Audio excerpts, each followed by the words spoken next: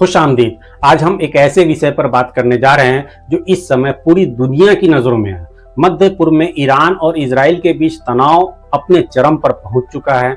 Israel ने Iran पर हवाई हमले किए जिसमें तेहरान और अन्य शहरों में धमाकों की आवाजें गूंजी। जवाब में ईरान ने तेल अवीव और यरूशलेम पर सैकड़ों मिसाइलें और ड्रोन दागे। इन हमलों ने न केवल मिडिल ईस्ट को बल्कि पूरी दुनिया को एक बड़े युद्ध के कगार पर लाकर खड़ा कर दिया है। अमेरिका, जो अभी तक इस युद्ध में सीधे शामिल नहीं हुआ है, लेकिन उसके सैन्य ठिकानों का इस्तेमाल इजराइल को फायदा पहुंचा रहा है। सवाल यह है कि अगर यह युद्ध और बढ़ता है तो मिडिल ईस्ट में मौजूद अमेरिकी सैन्य ठिकानों पर हमले शुरू हो सकते हैं और इसका असर भारत पर भी पड़ेगा, जो दोनों देशों के साथ पुराने संबंध रखता है। तो इस वीडियो में हम बात करेंगे ईरान इजराइल संघर्ष की ताजा स्थिति, तेल अवीव पर हमले और इजराइल में आपातकाल, अमेरिकी सैन्य ठिकानों पर संभावित खतरे, भारत की विदेश नीति और उसकी चुनौतियां, वैश्विक शांति के लिए क्या हो रहे हैं प्रयास। तो चलिए शुरू करते हैं। और हाँ, अगर आपको यह वीडियो पसंद आए तो लाइक, शेयर और सब्सक्राइब करना न भूलें। 13 जून 2025 को इजराइल ने ऑपरेशन राइजिंग लॉयन शुरू किया और ईरान के परमाणु ठिकानों, सैन्य अड्डों और मिसाइल लॉन्चरों पर बड़े पैमाने पर हवाई हमले किए। इजराइल के प्रधानमंत्री बेंजामिन नेतन्याहू ने कहा कि यह हमला ईरान के परमाणु हथियार बनाने की क्षमता को रोकने के लिए जरूरी था। इजराइल का दावा है कि उसने ईरान के नंताज और फोर्डो जैसे प्रमुख परमाणु ठिकानों को निशाना बनाया जहां यूरेनियम संवर्धन का काम चल रहा था, लेकिन ईरान ने भी जवाबी कार्रवाई में कोई कसर नहीं छोड़ी। उसने ऑपरेशन सीवियर पनिशमेंट के तहत तेल अवीव और यरूशलेम पर 100 से ज्यादा मिसाइलें और ड्रोन दागे। इन हमलों में तेल अवीव में भारी नुकसान हुआ, एक व्यक्ति की मौत हुई और 90 से ज्यादा लोग घायल हुए। ईरान के supreme leader Ayatollah Ali Khamenei ने कहा कि इजराइल को इस दुष्टता की सजा जरूर मिलेगी।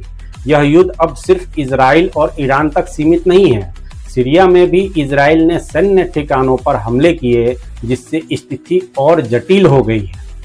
ईरान समर्थित हिजबुल्लाह और अन्य प्रॉक्सी समूह भी इस संघर्ष में शामिल हो सकते हैं, जिससे मिडिल ईस्ट में एक बड़ा क्षेत्रीय युद्ध शुरू होने का खतरा बढ़ गया है। सवाल यह है कि क्या यह युद्ध अब और बढ़ेगा, और अगर बढ़ा तो इसका असर वैश्विक स्तर पर क्या होगा। ईरान के जवाबी हमलों ने इजराइल को हिलाकर रख दिया है।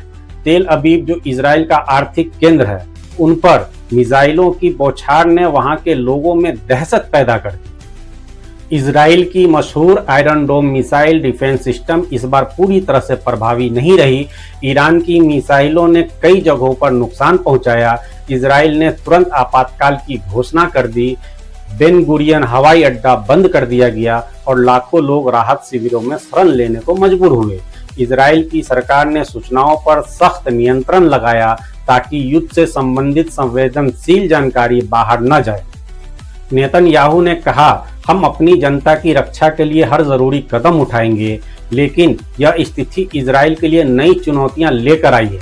एक तरफ उसे अपने नागरिकों की सुरक्षा सुनिश्चित करनी है, दूसरी तरफ ईरान के साथ सीधे युद्ध में जाने की जोखिम उठाना पड़ सकता है, जो क्षेत्रीय और वैश्विक स्तर पर तबाही मचा सकता है। अमेरिका इस युद्ध में अभी तक सीधे शामिल नहीं हुआ है, लेकिन उसकी भूमिका को लेकर सवाल उठ रहे हैं। अमेरिकी राष्ट्रपति डोनाल्ड ट्रंप ने कहा कि उन्हें इजराइल के हमलों की जानकारी थी, लेकिन अमेरिकी सेना ने इसमें कोई भूमिका नहीं निभाई। फिर भी ईरान ने चेतावनी दी है कि अगर अमेरिका इजराइल का साथ देता है तो मिडिल ईस्ट में मौजूद उसके सैन्य ठिकानों पर हमले हो सकते हैं। मिडिल ईस्ट में अमेरिका के कई सैन्य ठिकाने हैं, जैसे कि इराक, सऊदी अरब, कतर, बहरीन और यूएई। अगर ईरान इन ठिकानों पर हमला करता है तो यह युद्ध एक वैश्विक संकट में बदल सकता है। ईरान के रक्षा मंत्री अजीज नसीरजादे ने कहा कि अगर उनके देश पर हमला हुआ तो वह अमेरिकी ठिकानों को निशाना बनाएगा। इसके अलावा अमेरिका और इजराइल के बीच मजबूत गठबंधन को देखते हुए यह माना जा रहा है कि इजराइल को अमेरिकी सैन्य ठिकानों से अप्रत्यक्ष समर्थन मिल रहा है।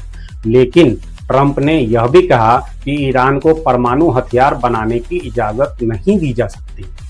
ऐसे में सवाल यह है कि अगर यह युद्ध बढ़ता है तो क्या अमेरिका खुलकर इजराइल के साथ आएगा? भारत के लिए यह युद्ध एक जटिल स्थिति लेकर आया है। भारत के ईरान और इजराइल दोनों के साथ अच्छे संबंध हैं। ईरान भारत को तेल और गैस का एक प्रमुख आपूर्ति करता रहा है और चौबार बंदरगाह जैसे प्रोजेक्ट में भारत का बड़ा निवेश है। दूसरी ओर इजराइल के साथ रक्षा और तकनीकी सहयोग पिछले कुछ वर्षों में काफी बढ़ा है, खासकर पीएम मोदी के कार्यकाल में। जब ट्रंप ने ईरान पर प्रतिबंध लगाए तो भारत ने ईरान से तेल आयात बंद कर दिया। लेकिन अगर यह युद्ध बढ़ता है तो भारत की ऊर्जा सुरक्षा पर गहरा असर पड़ सकता है। मिडिल ईस्ट में तेल की कीमतें पहले ही 13% बढ़ चुकी है और भारत, जो दुनिया का तीसरा सबसे बड़ा तेल उपभोक्ता है, इसकी चपेट में आ चुका है। भारत ने हमेशा डिप्लोमेसी और शांति की वकालत की है। विदेश मंत्री एस जयशंकर ने इजराइल के विदेश मंत्री गिदोन साआर से बात की और दोनों पक्षों से संयम बरतने की अपील की। लेकिन अगर यह युद्ध क्षेत्रीय स्तर पर फैलता है तो भारत को अपनी विदेश नीति में संतुलन बनाना होगा। क्या भारत रूस यूक्रेन युद्ध की तरह शांति की पहल करेगा या फिर आर्थिक हितों को देखते हुए किसी एक पक्ष का साथ देगा? इस युद्ध ने वैश्विक शांति के लिए एक बड़ा खतरा पैदा कर दिया है। संयुक्त राष्ट्र और कई देशों ने दोनों पक्षों से तनाव कम करने की अपील की है। सऊदी अरब, कतर और मिस्र जैसे देशों ने इजराइल के हमलों की निंदा की है और डिप्लोमेसी का रास्ता अपनाने की बात कही है। लेकिन बड़ा सवाल यह है कि क्या रूस और चीन इस स्थिति में चुप रहेंगे? रूस और ईरान के बीच मजबूत संबंध है और चीन भी मिडिल ईस्ट में अपनी आर्थिक मौजूदगी बढ़ा रहा है। अगर यह युद्ध बढ़ता है तो वैश्विक शक्तियों के बीच टकराव की आशंका बढ़ सकती है। भारत ने रूस यूक्रेन युद्ध में शांति की कोशिश की थी और अब भी वह मिडिल ईस्ट में शांति की वकालत कर सकता है। लेकिन चाबहार बंदरगाह और तेल आपूर्ति जैसे आर्थिक हित भारत के लिए अहम हैं। ऐसे में भारत को अपनी नीतियों में संतुलन बनाना होगा। यह कहना गलत नहीं होगा कि यह युद्ध न केवल मिडिल ईस्ट बल्कि पूरी दुनिया के लिए एक चेतावनी है। अगर इसे समय रहते नहीं रोका गया तो इसका असर तेल की कीमतों, व्यापार और वैश्विक अर्थव्यवस्था पर पड़ सकता है।